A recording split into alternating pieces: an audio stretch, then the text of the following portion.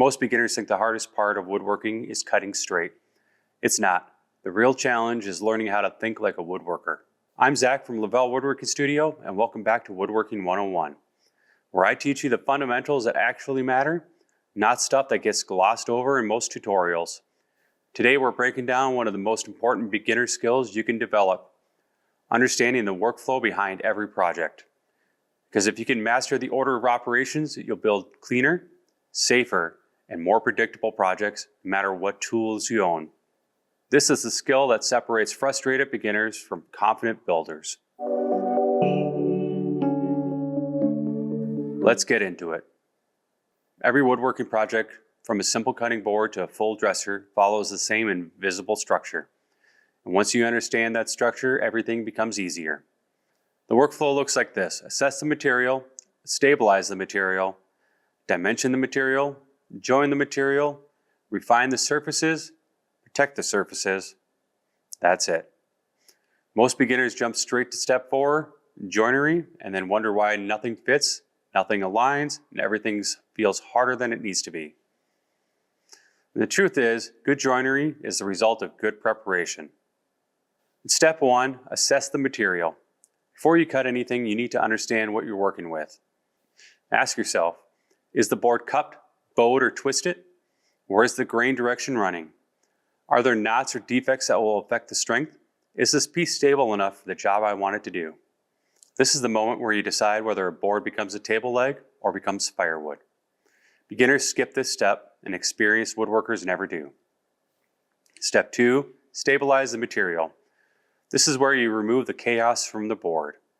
Stabilize means letting the wood acclimate, removing tension, flattening one face, squaring one edge. You're not trying to make it perfect, you're trying to make it predictable. Once a board is predictable, every step after this becomes dramatically easier. If you're getting value from this breakdown, hit the like button so this video reaches more beginners who need it. And if you're following along with the Woodworking 101 series, make sure you're subscribed so you don't miss the next lesson.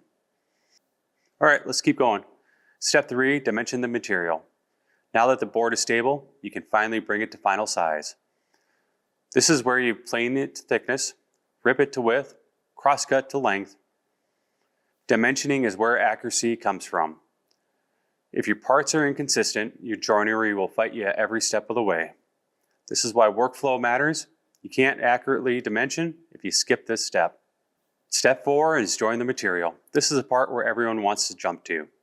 Here's the truth. Joinery is only as good as the steps that came before it. Mortise and tenon, dowels, biscuits, dominoes, rabbets, dados, they all rely on flat faces, square edges, consistent thickness, predictable grain behavior. And if you ever had that joint that almost fit, or a glue up that fought you the whole way, it wasn't the joint, it was the workflow. Step 5, refine the surfaces. This is where your project starts to look like something you're proud of. Refining includes sanding, scraping, breaking the edges, cleaning up glue lines, and softening the corners. This is also where beginners rush, and it shows. A well-refined surface makes your finish look professional, even if the project is simple. Step 6, protect the surfaces. Finish isn't about the looks, it's about longevity. Oil, wax, varnish, polyurethane, shellac, they all do the same thing. They protect the work you put into the project. A good finish doesn't hide mistakes, a good workflow prevents them. And why does this matter? Once you understand this workflow, you stop guessing, you stop fighting your tools, you stop wondering why your projects don't look like the ones online, you start building with intention. And that's the moment woodworking becomes fun instead of frustrating.